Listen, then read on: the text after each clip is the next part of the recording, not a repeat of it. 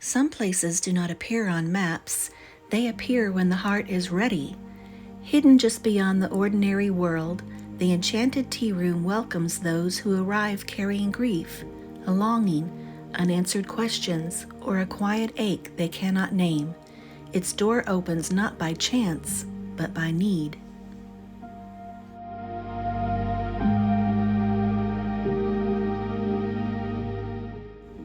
Sometimes, when we grow tired of carrying everything, God meets us in the quiet.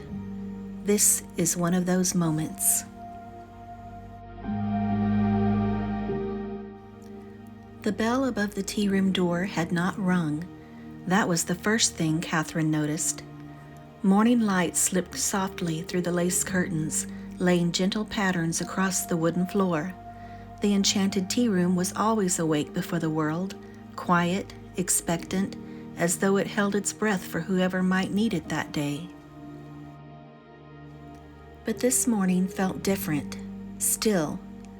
Katherine walked slowly through the tea room. "Beulah?" she called gently. No answer.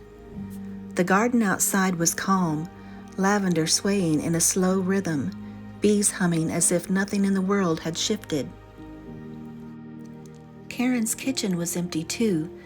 No clinking of teacups, no warm scent of fresh pastries just yet. And then Katherine saw it. On the small round table by the window, a single folded note.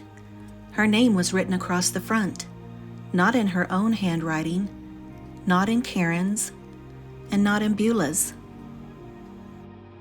Katherine's heart stirred with something she could not quite name.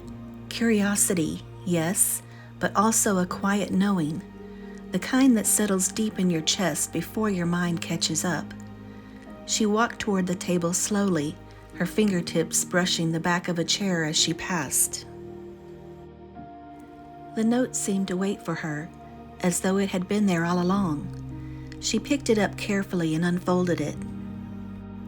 Inside, written in soft, steady script, were these words: "For the one who has been pouring and pouring, and has wondered if anyone ever pours back into her."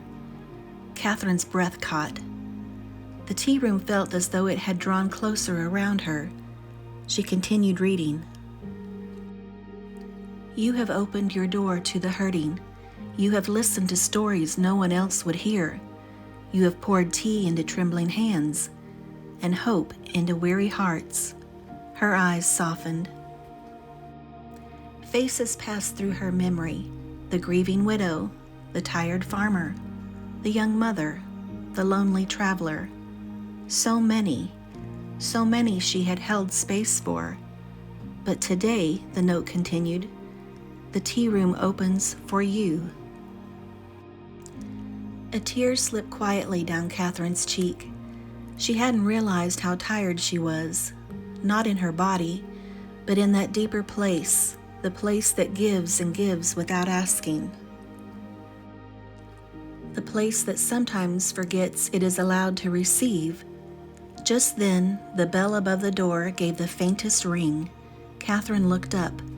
No one stood there, but the air had changed, soft, warm, present. And then, a teacup appeared on the table before her, gently, as though placed by unseen hands. Steam curled upward in delicate spirals, carrying a scent she had never quite known, but somehow recognized: comfort, rest, home. Katherine reached for the cup, her hands trembling just slightly. As she lifted it, the note shifted in her lap. One final line revealed itself at the bottom: "Even those who heal others must be held too." Katherine closed her eyes. And for the first time in a long while, she did not think about who might walk through the door. She did not think about what needed to be done. She simply sat and received. The tea was warm and soothing, settling into her like a quiet embrace. With each sip, something inside her softened, unknotted, breathed again. Outside, the wind moved gently through the garden. Inside, the tea room held her. Not as the one who gives, but as the one who is loved. And though no one could be seen, Katherine was not alone, not at all. She placed her hand over the note and whispered softly, "Thank you." And in the stillness that followed, it felt as though heaven itself had answered. If this story brought you a moment of comfort, you're always welcome to come back.